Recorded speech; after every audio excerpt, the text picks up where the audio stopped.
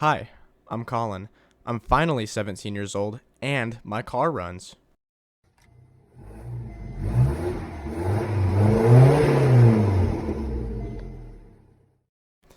Hey everybody, and at first, I understand if you might be confused seeing two people for the last game's guessing game winner, and that's very simply because there wasn't one. And so the two closest guesses were between Mr. Austin and Mr. Hagerland, so thank you so much for contributing.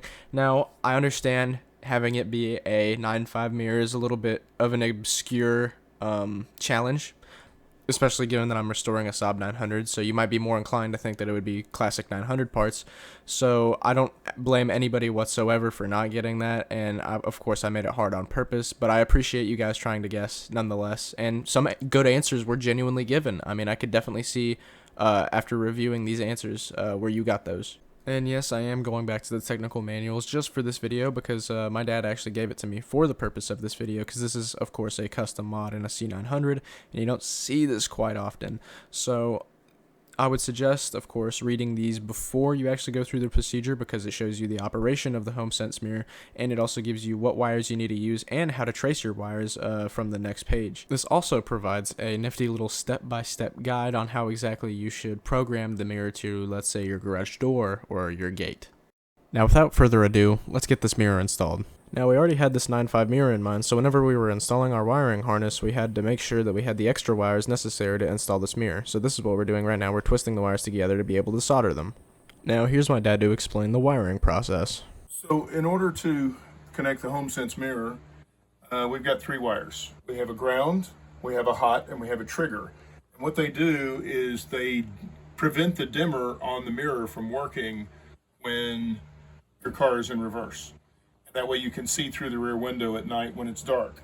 So on the side of the gear shift lever here, and we'll show you a close-up still shot, is the switch that when this is in reverse, it pushes in a button and connects the ground and lets the car know when to turn on the reverse light. Those wires run through the side of the car here, up this harness, which comes up here through the top and over. So we've intercepted those wires here. The red is the always hot wire, and the blue is the connecting wire when the switch actually connects the power to interrupt or to turn on the light. We've interrupted that there, put on a connector plug, and then we have a ground wire that goes into the ground terminal. Now this terminal, I believe it's number 9, is actually right here behind the dash, and there's a whole wad of wires, as you can see, that ground into that. There's a bunch of wires here. I can't lift them all up high enough for you to see, but there's 5, 6, 7 wires there.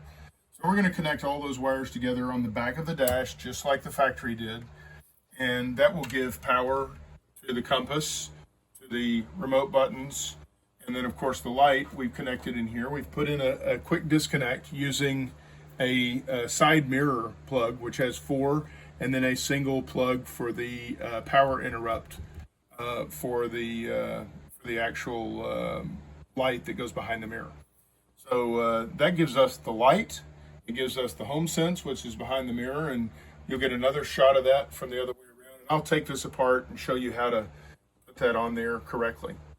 So to make access to these grounds easy, I have put a 10mm nut on that, and I use my 10mm ratchet wrench, and I can stick it behind the dash right here without crawling underneath, and just simply ratchet that shut like this, and it makes it really easy because it's on the back of the dash. And this is one of the most sought ground points in the car. People don't realize is there. People are always looking for a ground point. They're looking under here, and it's actually back here on the very back of this dash support.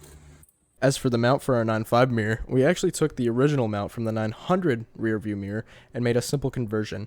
We unclipped the back part of the 9.5 mount as shown here so that we could fit the 900 interior mirror light and also fit the wiring for the mirror.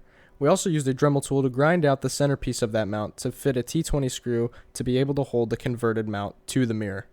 Now, as for mounting, you can see here that there are 3 screw holes, but because this is now a 900 mirror, we only need the left and right screws.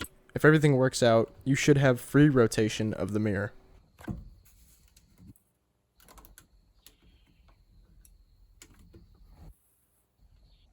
So So it might be kind of hard to see inside right now, but this is where my mirror is. You can see me waving my finger in front of it, but I just draped my car cover over the top of it, just so that we can get a little bit of a better visual on the mirror itself. Hopefully the compass works. And it does. It takes a second before it actually gives you the direction, which is what we want. And perfect. Another important thing I just realized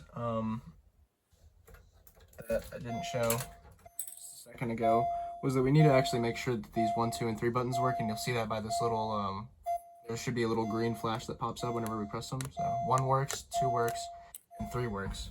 And so for me personally, I have my garage door programmed on number 1. So that's completely personal preference, and you can follow the instructions I put in the manual at the beginning of the video. So all in all, works great.